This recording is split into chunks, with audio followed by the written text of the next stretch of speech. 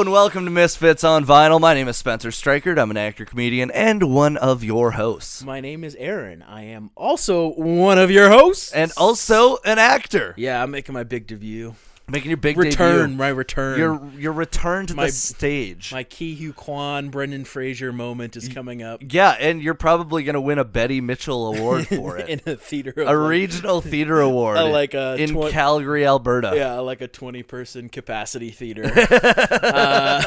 For 4 nights only this April. A 20-person capacity theater, and 10 of the people are in the cast. And I play a character named Olifant. Olifant. Like an elephant? No, his name is James Olifant. James Olifant. He's a barrister. Oh, okay. He's not an animal? No. Oh, I thought he was an elephant. He's an animal of the law. An animal of the law. Yeah. Like he's a lawyer? Yeah. Ooh. That's what I got across with the word barrister. Barrister. Yeah, that's what that means. I thought that word meant something else. What'd you think that meant? Were you going to fart? No, I was just bouncing the mic on my knee, and Sam gave me a dirty look. Oh, okay. Yeah. No. I thought that a barrister was like a barista. Oh, yeah, of the law. Okay, so they serve you. Yeah, kind of. I suppose so in a way. But yeah, it's a really, really interesting play, and I'm absolutely loving it. I'm sure everybody that's in the play listens to our podcast. I'm sure they do. Yeah. We are, in fact, the #1 English-speaking music history podcast in Chile. Yeah. I was actually thinking about that. We should get T-shirts made with that on it, because I think that would be amazing. Nice. That's not a bad idea. That one and anal contusions. Yeah, we've been talking about making T-shirts. Yeah. I've thought about it quite a bit, actually. I've had some long, extensive thoughts about lengths of sleeves, types of materials. I definitely think like anal contusions should be like a baseball tee like this. Yeah. I feel like that would be a good one. Well, you need like length to get to cause the contusions. You don't want to get your sleeve to get dirty. It's like when you like. Have you ever seen how they preg check cows and horses? Yeah. Yeah, and like you shove your arm up the cow. I can't say it's like content I like enjoy in my spare time. No, but I just grew up watching it a lot because I had to, because I lived on a ranch. You're like, ooh, can I see mom? Mom. No, dude, I just had to like fucking watch a dude fist 300 cows every year. The cow's like, oh fuck, and he'd be like, the vet would like shove his arm in and be like, "Yup, pregnant," and then if it wasn't, then we'd just shoot the cow. It's like, here's a daily routine. First, they aggressively vacuum my nipples, and then they shove their fist up my ass. You know what? I have to say this, though. Like, as far as content that I'm watching right now, my absolute favorite thing to watch, and it's going to sound so stupid, but my favorite thing to watch is the Hoof GP. Oh, I've seen this. Yeah. It's a Scottish guy, and he trims dairy cow hooves, and it's the most satisfying fucking videos ever. And he's like very nice and charismatic. It's very wholesome content. Nice. And I just dig it. I'll watch like 4 hours of it. We've been watching recently, and I want no judgment here, but we've been watching The Geordie Shore. Oh, I don't really know what Geordie Shore is. It's the British version of Jersey Shore. They're all like, "You fucking what now?" Yeah. Oh, yeah. They always say they talk about themselves in like the third person. They're like, they're mugging us off. Like they're just talking about individuals. Yeah. It's actually a really entertaining watch. It's a good It's good to psychoanalyze the mindset of these people. There's a really like back and forth relationship where the one guy keeps fucking this one girl in the house, but he also wants to fuck other girls at the clubs. They call pulling birds is what they say. We're pulling birds. I want to pull birds. But he let the girl know in the house that he called her a banker. It's like, oh yeah, if I can't get cash at the club, I'll just come get the banker at home. Oh my god! And she accepts it. Dude, what the fuck? Yeah, she accepts it. It's fantastic. I love the contrast of what we're watching currently. I know. We've been really into it. But we're both watching UK culture. Yeah. At its finest. Yeah. No, they're a real interesting fucking bunch from Newcastle, and they fight about the weirdest things. They get angry about the weirdest things. Jesus Christ. Yeah. No, the one episode we just watched, it was like the most ridiculous fight. These two people are a couple, not the ones I was talking about. These other people in the house are a couple. And they went out to sing karaoke, and like one of the girls, like her friends are up singing, and she was like joking around. She like took her bra off and like threw it on stage, but you can't see her titties or anything. Like she's like out in public, and the boyfriend was like, "Oh my god, she disrespect me in front of all my friends, in front of the whole club. She disrespect me, take her bra off. I can't believe how disrespectful she is. Oh my god, mugging me off like that, mugging us off in front of the whole fucking crowd at the bar in fucking Cancun, Mexico, like fucking losing his mind. He's so disrespectful." Wait, they were in Mexico? Yeah, they went to Cancun. Oh shit. Yeah, he was so mad, and then they started. For some reason, I don't imagine British people in Mexico ever. No, but then they started fist fighting. Like, they started like actually physically assaulting each other. Yeah, and they showed it on TV. It was awesome. It's a great watch. I love how there's people out there that are just totally willing to be like the trash butt of the joke without acknowledging that. Yeah, the know? best part, their name is Ricky and Vicky. Ricky and Vicky. Ricky and Vicky. It's a good watch. Anyways, that's my recommendation of the week. Watch Geordie Shore. It's on Crave. All right. Good watch. I'm gonna maybe check it out. I probably don't. It's really only good when you're like a little like super baked and little super baked with your significant other, and you're like you're munching on the couch and you're like, look how ridiculous these human beings are. Yeah, while I pick crumbs off my belly. Yeah. Yeah, it's a good watch. I know the feeling. Yeah. I know the feeling. Speaking of feelings, yes, I'm feeling like people should probably get tickets to my Sad Cry Haha tour. Nice. Good transition. The Invermere, May 13th, Swift Current, May 19th, Medicine Hat, the 20th. The 27th, I'm in Kelowna. Nice. And then I am on Vancouver Island, June 2nd to 6th. So, get your tickets. Come on out. Come laugh at me. Nice. That's great, man. I'm really happy with my hour. You're going to love it. He's been working on it very hard. I've been working on it. That's why we're not drinking today. No beers today. I'm dead sober until I have this hour nailed. Nice. I'm proud of you. Which might be a month, might be 3 months. We don't know. We don't know. I love it. I love it. Yeah, today we're drinking a whole fat cup of nothing. Fat cup of nothing. I forgot to make coffee before the fellas got here. That's okay. I'll live without any coffee. I did have a Red Bull. I'm still waiting to kick in. So a Red Bull. Yeah, Red Bull. So you're gonna have wings. Yeah, possibly. You're gonna have wings. Speaking of wings, we're doing Paul No. We are not. But we are back again this week. With another fun segment. This is our newest segment, and we have a theme song. Do we? No, have we one don't. now. I was really hoping that somebody would have made one in the 2 days since the episode came out, but no one has made a theme song yet. Fair but enough. I will say this. We were tagged in a video because the Sunstrokes bassist Andrew Elderbridge was putting our stickers on his acoustic bass and singing the song, and his wife secretly filmed him doing it, and then she was like, "What are you doing?" And he's like, "Just singing the song." It was actually very wholesome. It was a very wholesome video. Yeah, I saw the video yesterday, and my heart grew again. It was very cute. Yeah, it was very cute. It made me very happy. Okay, so the segment. Yes. This is our special one. It is Sam the Tech Band's Today in Music History. Woohoo! All right, this day is March 22nd. March 22nd. Let's go. What happened? Enlighten me on the things that have happened on March 22nd. All right.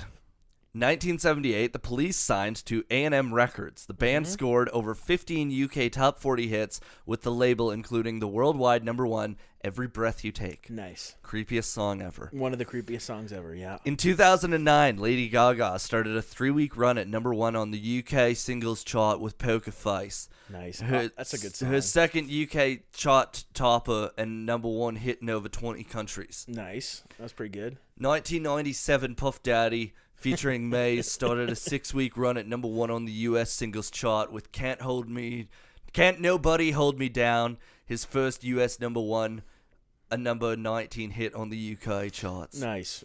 Okay, please. In 1992, Polygram Records officially announced that Tears for Fears had split up, even though Roland Orzabal continued using the name Tears for Fears. During their career, they scored 15 UK top 40 singles hits and 2 US #1s. They later reformed in 2004. Nice. That's good. Good for them. Okay, this is actually a good one. Nice. The other one sucked. In 2013, My Chemical Romance announced their breakup after 12 years as a band. They then returned in 2019. I'm blaming them for the pandemic. I have a fun fact for you. Oh. You probably might know this, but did you know Gerard Way is Joe Rogan's cousin? No. Yeah. That's a fun little tidbit. Yeah, but they never met each other, and they're like distant cousins. That's actually super cool. Yeah, he's Joe Rogan's cousin, so that's a fun little fact for you. Wow. Yeah. That's wild. It's wild because, like, they're not a great band. You don't like My Chemical Romance? I hate My Chemical Romance. Really? Dude, it's so whiny and annoying. I mean, I think they had their moment. I think they were good. Yeah, I think that at the time when all the like emo fucking that was all going off, when Panic at the Disco started getting big, My Chemical Romance, 30 Seconds to Mars, they were kind of leading the pack there for a while. I honestly think that might be my least favorite genre of music. That actually outdoes trap and mumble rap for me. Really? Yeah. That period of time, like from like what 2006 to like I'd say 2008. Yeah. That you were really popping off. That wasn't your time. Eh? I fucking hated it. Fair enough. I really, really like it. Actually, like gives me anxiety when I hear it. Really that was. music. It was kind of my thing. I remember I had this awful fucking haircut. I was like 8 or 9 years old, pudgy fat kid, and I shaved the back of my head, and then I had bangs. Yeah, it was not a good look, dude. I had shoulder length blonde hair in that time period. I remember we used to go to a home hairdresser, and I was like, just like, fuck me up, dude. And she did. And I thought it was so cool. Yeah, dude, that's so funny. Okay, so in 2016, a Tribe Called Quest rapper Phife Dawg died in Contra Costa County, California, due to complications relating to diabetes at the age of 45. Now, 1984, Queen filmed the video for I Want to Break Free at Limehouse Studios in London, England, directed by David Mallet. It was a parody of the northern British soap opera Coronation Street, with the band members dressed in drag.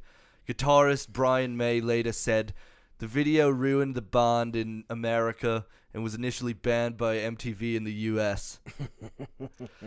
That's one person I do not like is fucking Brian May. Yeah. He's a dickhead. Remember when he was going to do the Queen movie and he thought that Freddie Mercury dying is like the middle of the movie? Yeah. What a fucking It's like the middle of the Queen story. Yeah, it's like, no, dude, that's the end of it. Yeah, that's the end of the Queen story. Nobody gives a fuck about anything else except for Freddie Mercury's voice. No, might be a hot take here too. I thought that movie sucked. Oh yeah, it was horrible. And Rami Malek did not deserve Best Actor. No, and I thought the editing was really poor. So bad. I don't know what it is about movies that are like biopics of musicians, but they hardly ever do a good job. Walk the Line is one of the better ones. Walk the Line was okay. Was it Ray was pretty good. Yep. Rocket Man. That's probably my favorite. Rocket Man was okay. I thought that the editing in that one was fucking weird too, though. But the worst one was definitely Bohemian Rhapsody. Out of that little spurt there a couple of years ago. Although the Tupac movie, fucking that was I made the mistake of going to see that in the theater.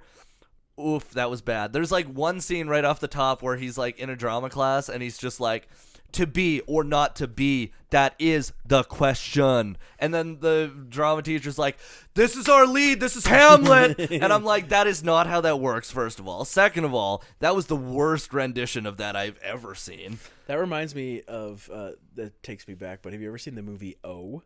No. So it's like a modern retelling of Othello. Ooh. But it takes place in a high school, and like all the kids are on like Iago and Othello are all on a basketball team. Ooh. Yeah, it's got some good music. It's got music by fucking Black Star, Mos Def, and Talib Kweli. Oh, that's cool. Yeah, but I watched it in high school. It was like we had a really hip English teacher. I was like, let's do Othello. We're gonna watch this movie. Interesting watch. I'd have to rewatch it before I would recommend it, but I recommend it to you. Okay, and then we could talk about it. I will check it out. All right, now the last fun fact, or today in music history. In 2006, Aerosmith cancels the rest of their Rockin' the Joint tour so lead singer Steven Tyler can have throat surgery to treat strained vocal cords. Interesting. Yeah, which I am actually like Aerosmith is one of those bands that I really dig because it reminds me a lot of my childhood because one of my babysitters used to listen to nothing but Aerosmith. Nice. In his jacked up truck as we'd be driving along to the beaches on Kootenai Lake, and then he'd be hanging out with girls, and I was like, yeah, these girls are cute. Speaking of hanging out with girls, one question I have is how come Steven Tyler hasn't caught any heat for fucking taking that child and like taking over? He had like a relationship with like a 13 or 14-year-old girl. What? Yeah, in the 70s, and he got the parents to sign over guardianship, and he took her on tour, and he just like got her fucked up on drugs and was just like fucking her like in the 70s. You never heard about this? No. Yeah. I think he's got more recently. There's been a lot more. Yeah, there's been a little more heat on him, Yeah. but like the 60s and 70s with rock stars fucking children. Dude, Ted Nugent fucking Courtney Love when she was 12. Yeah, and like, then fucking I know the Rolling Stones got a bit of a dodgy history with that too. oh yeah. But fucking Steven Tyler. I was fucking about to say Steven Adams, who's a basketball player. Steven Tyler, to be clear. Steven Tyler, yeah. You should look into it because there's a whole little section of his life where he took guardianship over this child and took her on tour. That's and, like, so fucked. And he was like this is when he was super into drugs and the fucking... I had no idea that Liv Tyler's mom was 13 when Steven met her. Yeah, I don't think she's the mother, but you never know. You never know. I'm sure he's got some mystery children. All right, so releases today. Yes. Vance Joy releases his debut EP, God Loves You When You're Dancing, in 2013. John Lennon releases Power to the People in the U.S. in 1971. Nice. The Eagles release On the Border in 1974.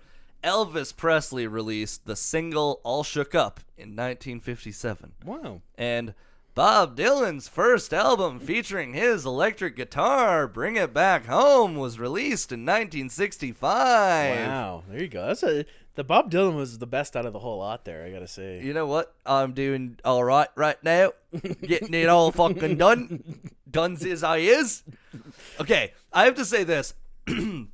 I like my dream role would be to be in one of the Game of Thrones shows, okay? Like House of Dragon or like the Jon Snow sequel series or whatever. Yeah.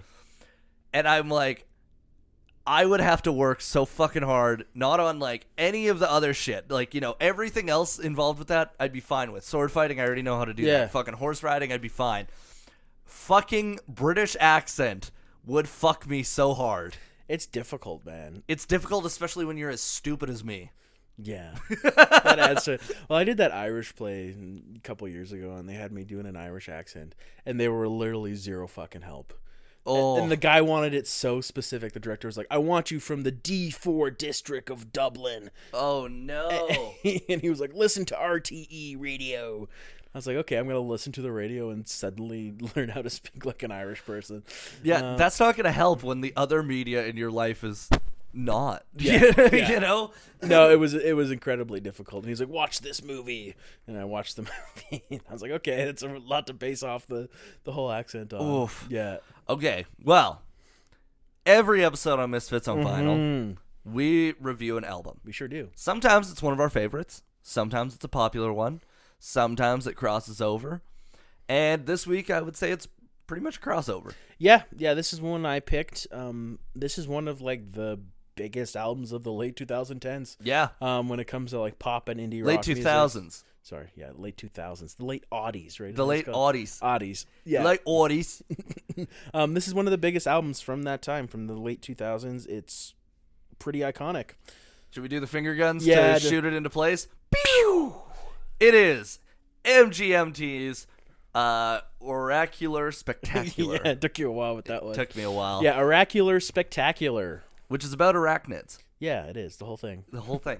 All right, so this album is the debut studio album by the band MGMT. It was released on October 2nd, 2007 by Red Ink, and physically on January 22nd, 2008 by Columbia. Now, what's interesting about that, this album makes me think of like 2011 because a lot of the songs in this album were used in movies and Yes. things in 2011. And so it's like this album reminds me so much of high school, despite the fact that it was released like 5 years before we were listening to it in high school. Yeah, and I know like it had a couple. this album is known for the main tracks, which we'll talk about. Yeah. There's 3 tracks on this album that the album's known for. But I mean, those are kind of the defining tracks of the sound of that time. And then also going forward, people dipped a lot into this kind of mix of indie pop, electro sort of mix, which became popular. It's a really, really interesting listen. It's a super interesting listen. It was produced by Dave Friedman, who's known for his work with the Flaming Lips, Mogwai, and Mercury Rev. Sorry, I couldn't see it. It was so small. In 2001, he was included on Mojo's 100 Sonic Visionaries list and was described as the Phil Spector of the alt-rock era. Yeah. Which is not a great comparison. That's why I put it in there. I thought it was funny. I said yikes is what I put in brackets. Yikes. But you get the point across. Minus the murdering, he's a really great producer. He's done a lot of the sound of that time. I mean, he's worked with a lot of other artists. Ween, Spoon, Weezer. He's kind of... Ween is fucking great. Yeah. Ocean man, take me by the hand, lead me to the sand. Yeah, that's the best track on the SpongeBob movie. That is 100%, yeah. The best SpongeBob movie, to be clear, too. 2004 SpongeBob movie. That's a really great song. Great song. But yeah, he's been kind of worked with a lot of the big indie rock bands and alt rock bands of the time, kind of from like the mid 90s to now. Yeah. And this album was recorded from March to April of 2007 at Tarbox Road Studios and Context Studios in New York. So what's interesting is this kind of sounds more Midwest to me than it does East Coast, and it's really funny to me that it fucking one of the studios is in like a smaller New York town, and then the second studio Context is in Brooklyn. So they stuck which around that Brooklyn sound makes sense because like I mean the Great Big Pile of Leaves was right around the same time, so it's like there was a lot of that happening. Yep. Okay, so the album was promoted with 3 singles, Time to Pretend, Electric Feel, and Kids. Both Time to Pretend and Kids were re-recorded for the album. They were originally included on the band's previous release, Time to Pretend, in 2005. Those are, for sure, my favorite songs on the album. Yeah, so Kids is actually even older than that. Kids is like... was written like 4 years before this album came out, and then Time to Pretend was written like 3 years before. And it's this album crazy came out. because Kids was so fucking popular. It charted in 2011. Yeah, and they had already like they didn't even want to include Kids on the album because they had already played it. They were playing a lot of college bars and stuff like that. They playing the college scene, and they thought the song was beat to death. They were done with it. Yeah, they didn't want to include it on the album. It's one of their biggest tracks. Fuck, that's wild. So genres include neo-psychedelia, indie pop psychedelia, and pop glam rock. The band had written Kids and Time to Pretend with the purpose of writing some pure pop tracks to sell out as quickly as possible, mocking the pop music sound.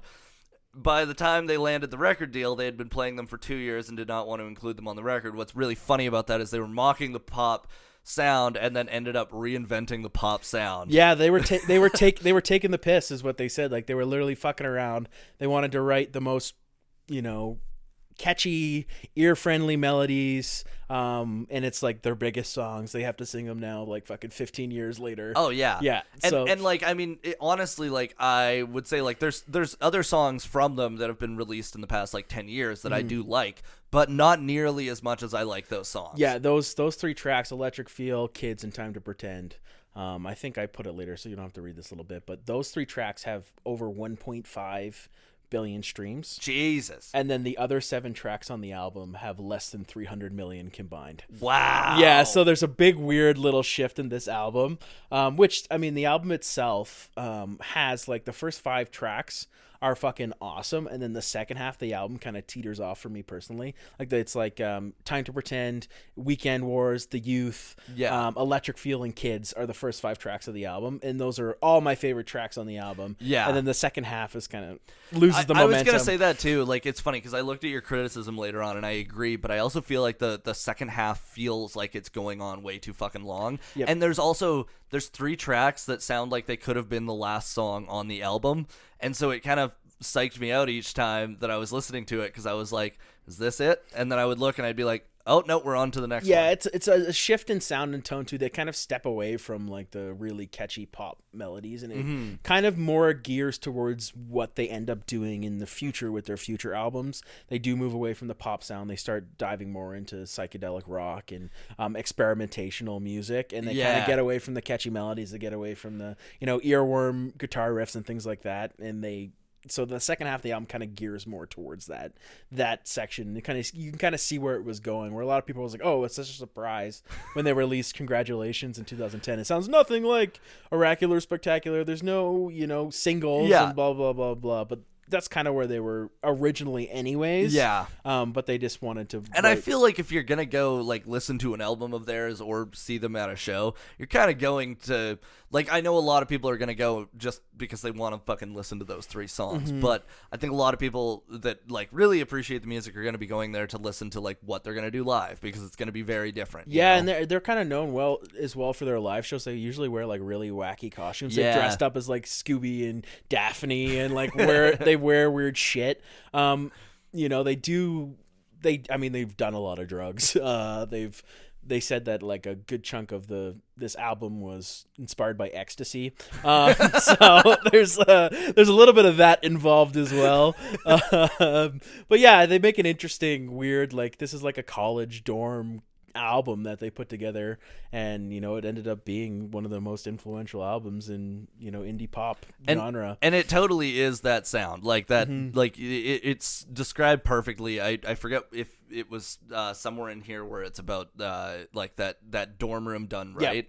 And what I think is funny about that is like when you started university, did you not have the kind of the soundtrack playing in your mind as you're walking around campus for the first time? Like that was totally what I was thinking. I was just like, oh man, this feels like an MGMT album.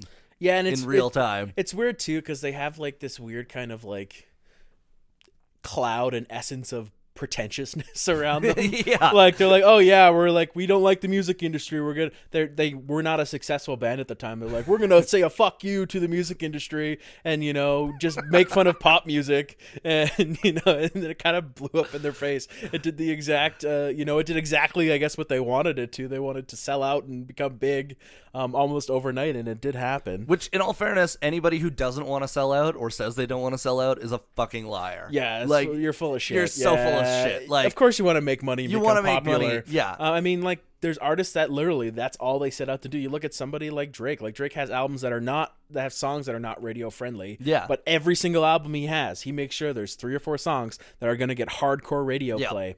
Just because he knows that's how you make your money and how you grow your audience as a think Drake's got Hotline Bling and fucking One Dance. And then he's got other tracks that are actually real hip hop songs. So. Well, and like you see it so much with pop too, because it's like for instance, like this is like kind of Calgary specific, but Tate McRae, who is a Billie Eilish clone. It's like it's literally the exact same thing, but it's because that's popular right now. So it's like, but then you look at how many other people are doing exactly that, and it's like, well, that's everything that's on the radio. So people listen to it and they go, oh fuck, I'm gonna check this out, and you make so much money doing that. You'd be dumb not to. I think people like think that like a pop hit or a smash hit, like people sometimes, I think even I've been naive about it. It's like, it happens by accident. Yeah. Or it happens by, there's like this one moment where pop music and, we write the biggest chart topper of all time. No, it's purposeful. It's purposeful. Even like fucking Nickelback, they've been having a moment right now, and they talked about how, they didn't want to write music that wasn't going to get played on the radio. Yeah. They wanted to write songs that are going to get them famous and big. Yeah. They want to get record deals. They want to sell out stadiums, and they go in with the mindset that I'm going to write, this is how you remind me. I'm going to write this as a smash hit record. It doesn't happen by accident. Yeah. No. And it's also really funny because that song specifically, that example, because that was what made them famous and hated at the same time, because it was played every fucking hour on every single rock station across the world. So they're like, for a period of a year there, you could not turn on a station and not hear them. Yep. So those are things that are calculated. They're very calculated. Which, I mean, back to MGMT, they're trying to do that. They're trying to do the formula, but they do it differently than anybody else. And but like we said, it redefined like the indie pop music scene, and it redefined indie pop getting regular radio play. Yeah. Like Electric Feel was the song of the year of 2008 for on NME. So like they wrote, these really massively popular songs making fun of pop music. Yeah. And then they also ended up making a bunch of clones and other music bands after them that are extremely inspired by this, this prank or whatever they were playing at this time. Oh, 100%. Yeah, it's a really interesting little thing. And like I said, there's kind of clouded in pretentiousness a little bit. Sometimes you listen to them talk and they're like, we don't make music for, the mainstream audience. They don't exactly say that quote for quote, but we're like, we don't make music for pop listeners anymore. It's like, okay, but why not dive into the thing that you're really good at? Yeah. Yeah, no, 100%. Okay, so about the artist. Mm-hmm. So the band consists of principal members Ben Goldwasser, who is vocals, keyboard, sampling, rhythm guitar, and percussion, and Andrew Van Wingarden, lead vocals, lead and rhythm guitars, keyboard, bass guitar, drums, and percussion. They met while attending Wesleyan University, and it is said, "We weren't trying to start a band," remarked Goldwasser. "We were just hanging out and showing each other music that we liked." Van Wingarden named Talking Heads and Orchestral Maneuvers in the Dark, OMD, as artists who were definitely in their blood. That makes sense completely. Especially Talking Heads, you can really fucking see. This album, too, they took inspiration, I know they said from Bowie, they like Talking Heads, a lot of the 80s synth pop. Yeah.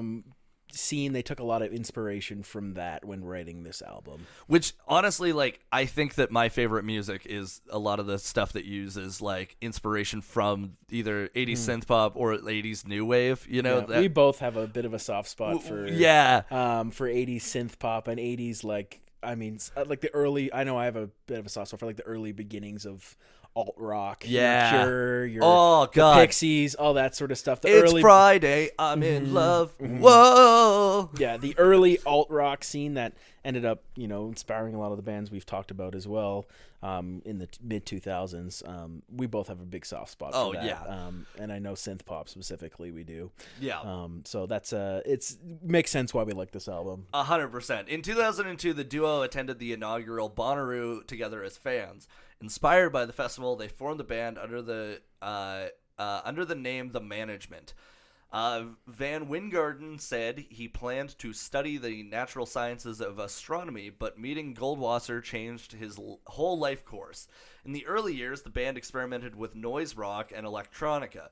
They would play house parties, often just fucking around. Once at the party, they improvised over the Ghostbusters theme for over an hour. Yeah. Holy fuck. Yeah, that's what I said, man. They're kind of like these weird, like they're fucking a little weird. Like, yeah, they were playing a house party. They just did the Ghostbusters, like fucking around over the Ghostbusters. And they're doing all these, they have all these fucking, drum machines, and they use a lot of electronic instruments. They're using synths and stuff like that. So they're just fucking around over Ghostbusters. They just remind me of like the like really annoying alt comedian that does something fucking weird and you're like, this is so annoying, and then they keep doing it and then it gets funny. That's what it seems like they did. Yeah. They kept doing it until it got good. they're kind of like the Andy Kaufman of indie pop. Yeah. Okay, so they released 2 demo albums, We Don't Care and Climb Into New Lows, under the name The Management, but since the name was already being used by another band, they later changed it to MGMT, a disembowelment of the original band name. I don't like disembowelment as a word. They also said that it stands for Make Good Music Today. Yeah, that's one thing I've heard as well. Yeah. It stands for that. But I mean, the name The Management is kind of lame. It is. So it is MGMT lame. is much better. Yeah. Yeah. Well, at Wesleyan, they were schoolmates of Francis and the Lights, with whom they have since toured. That's really cool. Yeah, I'm a big fan of Francis. He also does the synth pop thing. So it makes sense that they're friends, and I fucking love Francis and the Lights. Yeah, I do too. It's okay to cry. Oh, Lord. Will you take my hand? Ooh. Yeah, It's Okay to Cry. Watch that. And the 2 is spelled with the number. With the number. Yeah, it's a really good. I don't know if you've ever listened to that. I have. It's off. That song, fucking awesome. Really good. I make you feel better, babe. Better, babe. There's an easier way to say this. Okay, Van Wingarden and Goldhauser graduated in 2005 and toured extensively in support of the Time to Pretend EP, released in the same year, opening for indie pop band of Montreal. Yeah, sorry. Okay. My writing there. I told you I did it on my phone, so it might be a little chaotic. That's okay. I'm just dyslexic and stupid, so it's hard. That makes two of us. That makes two of us. With the number. Time to pretend. Time to pretend. After this tour, they considered disbanding and moving on with their careers, possibly joining other bands. In the autumn of 2006, Maureen Kenny signed the band to Columbia Records when the band received a call from A&R department of Columbia Records saying they were interested in their music. They thought it was a joke. Yeah. Which is fair. I know what it's like to have imposter syndrome. Yeah. It fucking sucks. I constantly, whenever I get asked to do anything, I'm just like, Me? Yeah, me. You sure? Yeah. Really? No, I've felt that. I mean, I think everybody feels that in a good chunk of their life. And if you don't feel it, you're not, I don't think, in a good place mentally. You're a dickhead. You're a dickhead. Yeah. Because like Facts. you are, you're not eating that humble sandwich like I fucking do every single morning when I look in the mirror. The only time I feel really at home is when I'm sitting in front of this microphone with you, Spencer. That's me too. I don't feel like an imposter. I don't feel like an imposter here either. I feel like that's what, gets us all of these listeners is the fact that we're so real. We're 100% real 100% of the time. We're like the fighter and the kid. Yeah. Without brain damage. Yeah, without Brendan Schaub. Without Brendan Schaub. Yeah. Or Brian Callen. Don't get me started on Brendan Schaub.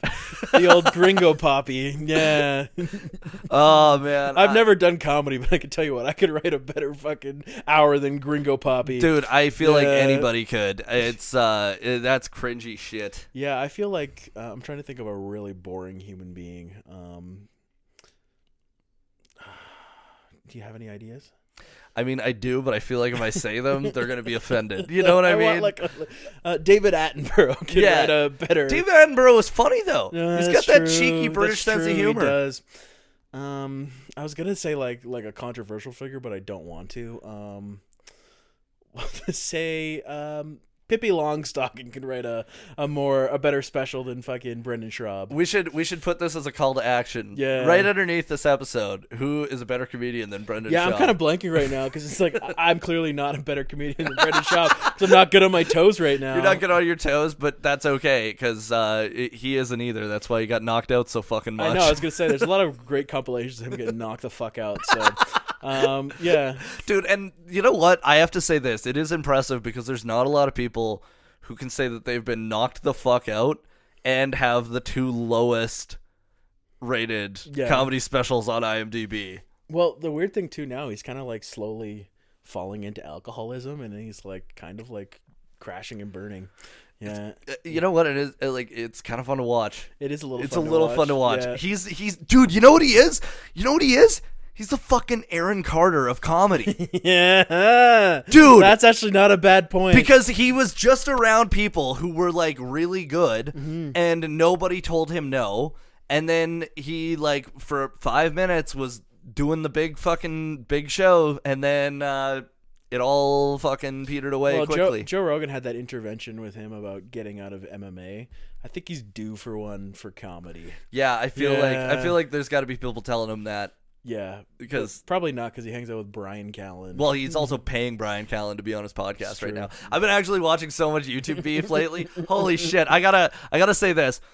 My recommendation for a podcast for anybody out there: who are these podcasts? They basically take the Opie and Anthony Jocktober when like O&A would like fucking pick a terrible radio show and then listen to the terrible radio show and then like make fun of it. Nice. They do that but with podcasts. That's good. And they've been tearing apart Opie. They've been tearing apart Stuttering John. They've been tearing apart the Fighter and the Kid. It's so funny, dude. Maybe one day we'll get on there. You know what? I would be so honored if they reviewed us. That's what I aspire to. I would actually be so honored. Yeah. I would not be upset if they reviewed reviewed us. Also, everybody that they reviews gets a huge fucking spike in listeners. So review us, fuckers. Review us, please. After the success of their debut album, they began to tour extensively, opening for Paul McCartney, Radiohead, Beck, and MIA, and went on the festival scene. In 2010, they released Congratulations to mixed reviews and ventured towards more progressive and experimental music. During this time, they also featured on the track Pursuit of Happiness by Kid Cudi, which is amazing because I didn't actually know that until right now. They sing the chorus. Wow. Yeah, and they have a weird like little hip-hop connection to a lot of guys in hip-hop really like MGMT.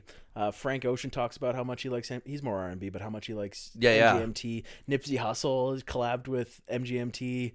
Kid Cudi has shouted out MGMT like in tracks. They got a weird connection to the hip hop scene. Man on the Moon might be one of my favorite hip hop albums of all time. So I would love to do that one on the pod at some point. That would be a fun one. That'd be a fun one. I really do like Kid Cudi. I really like that. I like Kid Cudi, and I really love that album. MGMT followed up Congratulations with a string of remix albums and EPs before dropping their self-titled album in 2013. They released Little Dark Age in 2018 after a hiatus. I listened to that before you came to Toronto. Yeah. That was my summer album for that time of my life where I was just fucking longboarding to the beach and playing Earthbound on the SNES. See, I do like that album quite a bit. Sam actually mentioned to me on the way over here is interesting. He was like, yeah, the one thing about that album is like when you listen through all the track lists all the way through, it's not quite cohesive. So him and Savian had spent time like making the perfect order. Really? Yeah, and he said it made a huge difference in the listening experience. Of the really? Album went from like a 6 out of 10 to an 8 out of 10 easy. And Really? Yeah, I should try and find that. Like it's on like Savian has it on his Google. That's so cool. Yeah. That's really cool.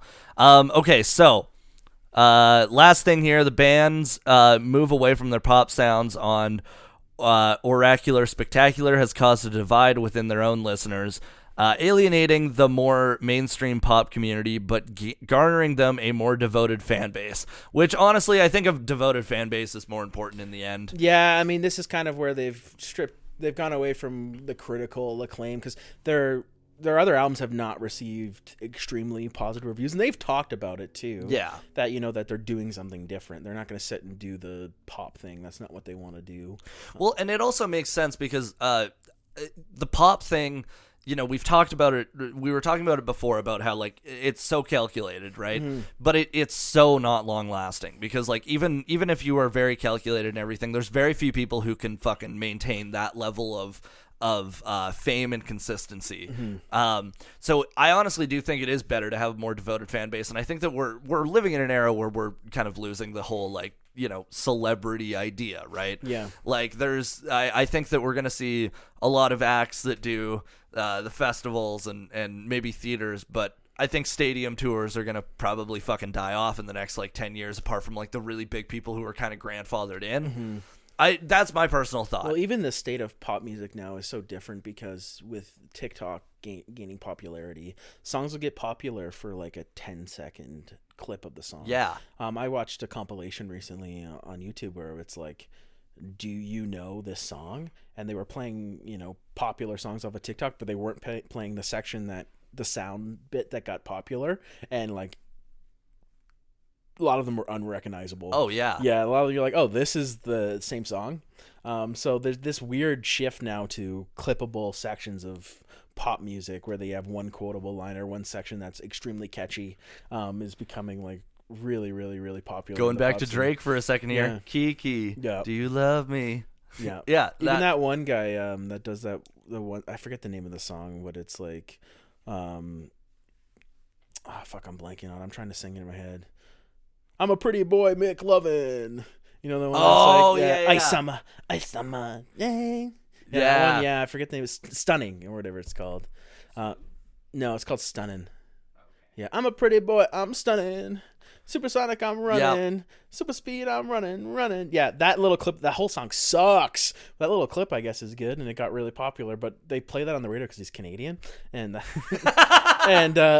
whole song sucks, dude. Like that one bit, I can't say I enjoyed it, but that one bit got extremely popular. But the whole track sucks. Okay, now hear me out for a second. We release a Misfits on vinyl pop song. Yeah, we could try to make one, dude. I can't sing. You can't sing. We both can't play music. Yeah. So we got a head start. We just need that 10-second. We just Yeah. need that 10-second piece It's true. that could be It's true. We clippable. could write something quite catchy. We could do something catchy. Yeah. Sam plays drums. It's true. I drum machine. That's the drum. And he used to have a synthesizer in his garage. A what? A synthesizer? I had a old school synth from the 80s. Yeah. I used to have a full thing. Dude, It I wasn't mine. have one that is at my parents' place, There we so go. we could get it. We're about to write the next big synth pop 10-second clip. Yep. Yeah. And it's gonna be on all of Canadian radio. Yeah. You know how we were talking about the Arkells, how you couldn't change the station without hearing them? That's what we're gonna be. Nice. We're gonna even break over into country. Can't wait. I so ecstatic for this idea. I am so stoked on it. You hear it in my voice how excited I Dude, am. we are both over the moon Yeah. about making music. Yeah. Beautiful I music. can't wait. We're gonna do your fucking power chord "Smoke on the Water." You know what? It's so funny to me that I had the confidence to suck that bad. Oh, you were bad. I was so bad. Oh my god. Yeah, no, it was bad. Next time, just play "Ode to Joy." That's the other one everybody learns right What away. the fuck is that one? "Ode to Joy." Do do do do do. No, I can't even do it. What is it? Fucking do do do do do. Yeah, no, you don't know "Ode to Joy." I would play it on my phone, but I'm gonna get copyright. Oh god, fuck Yeah, you. we too. got fucking. We didn't get a copyright strike, but we got a copyright notice for fucking playing YG. Yeah. Fucking lifestyle. So YouTube, suck my dick, because fuck you. I was singing over YG, and YG can't. I don't even know how they made out that it was YG, because he doesn't make any fucking sense on the song. Can't even make out what the words are saying, which is the point of why I put it on the fucking mic. So fuck you, YouTube, and your copywriting. I don't even want AdSense revenue.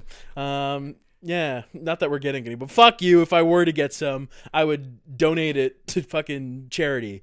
Fuck you, YouTube.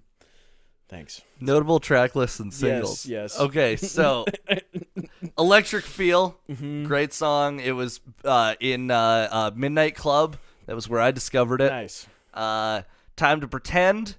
It was fucking everywhere Yep. for a long time. Kids, it was in almost every fucking movie about teenagers in the same with the youth, actually, in the early 2010s. Yeah, kids also they got some hip hop remixes as well. Yeah. and It was also on Beavis and Butthead in the reboot in 2011, the beat from Kids got used multiple times in hip hop. which is fair. I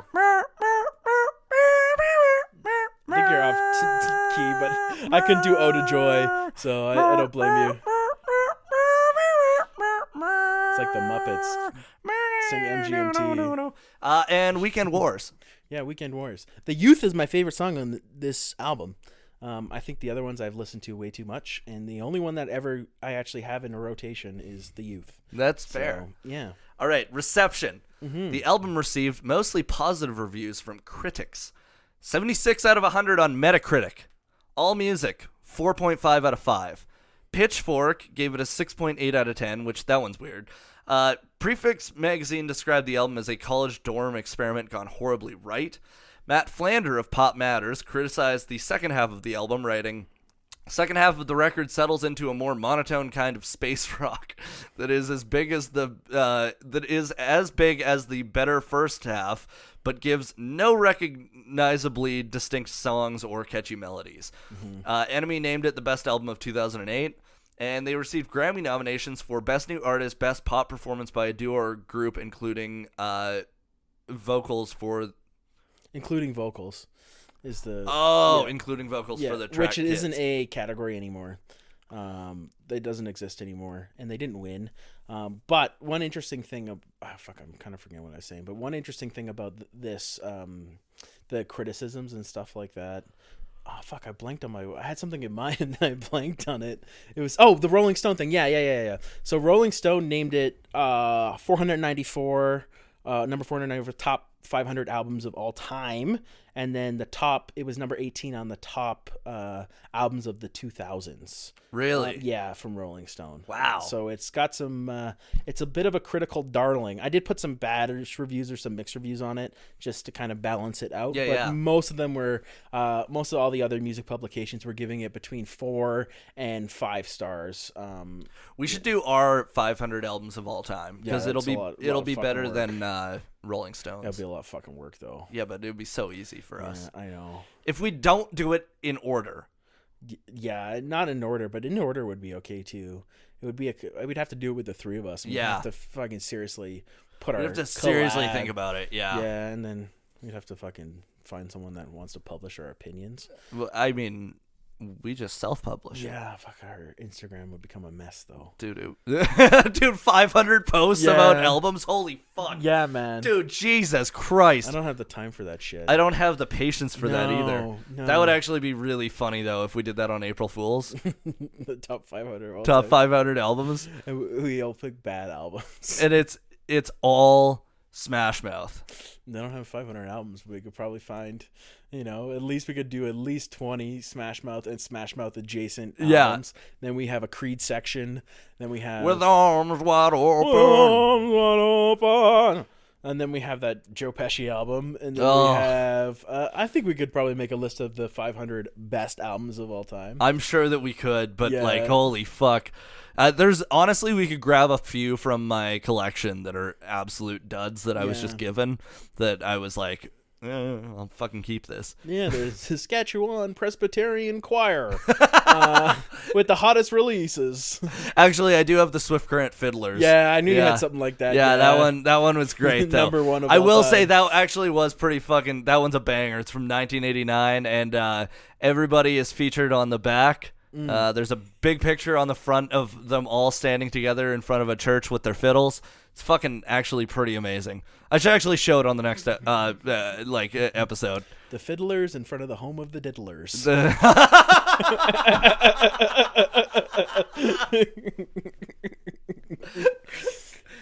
All right, let's clue this fucker up. Fiddlers in the Goof. Anyways, Fiddlers in the Goof.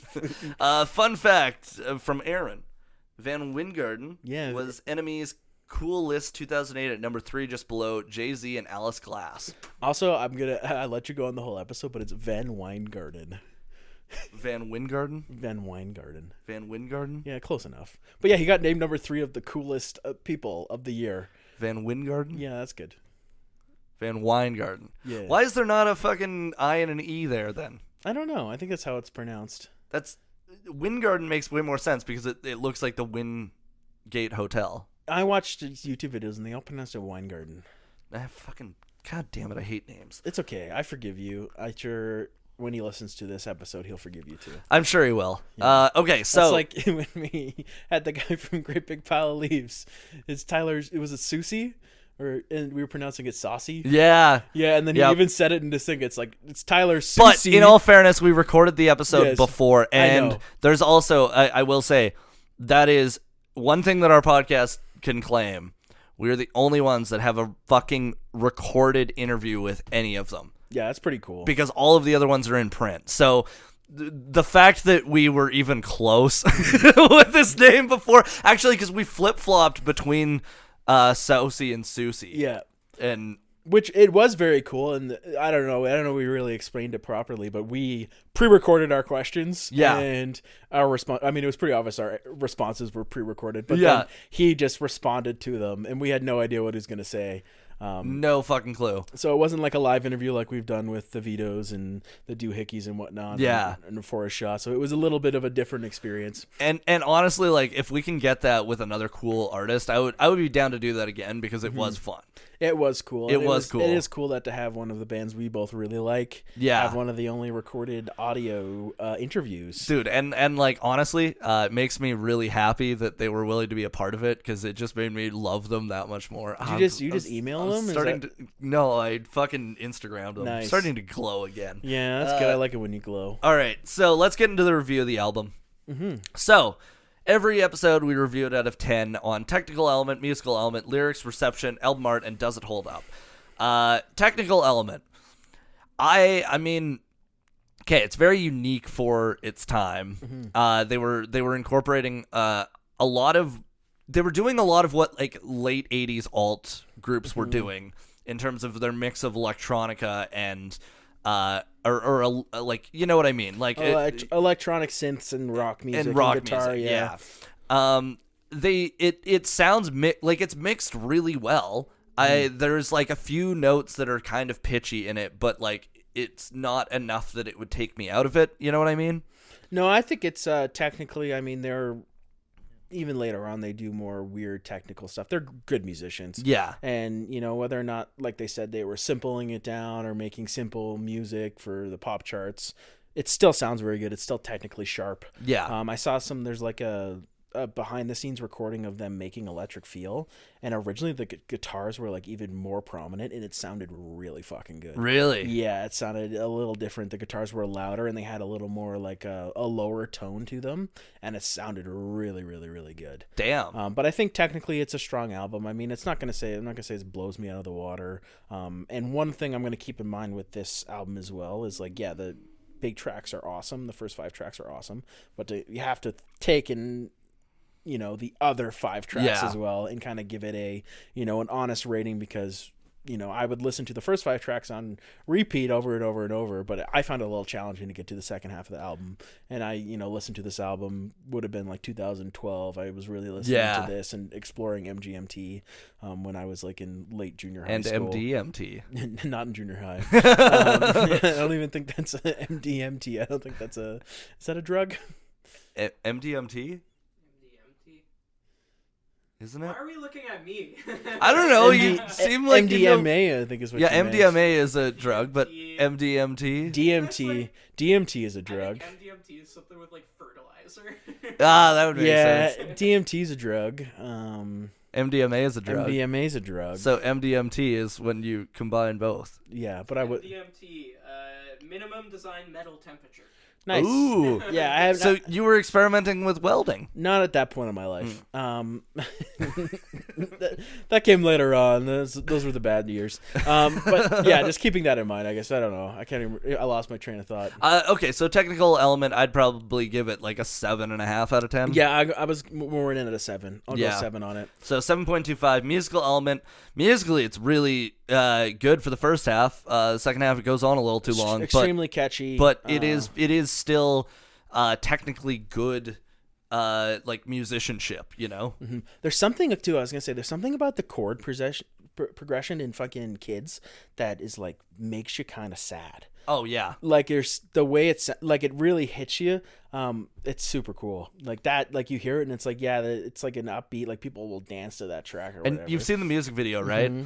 Fucking wildly terrifying. Yeah, I mean, it's that track's like whatever, like your late 90s, early 2000s child growing up sort of thing. But yeah, that chord progression has got this weird sadness to it, even though it's been used in like dance tracks or remix to, you know, like Tiesto's got a remix of it. Yeah. It, you know, it's oddly hits you, and it's got this overall tone of bluiness. WD. Yeah. But that was green, I would die. Yeah, I don't know. I really, there's something special about those 5 tracks that, you know, have long lasted, like, you know, time, and it probably will be continued, you know, getting listens for a very, very long time. Mm-hmm. So what would you give it out of 10? A musical? Yeah. Yeah, I'm going at least an 8.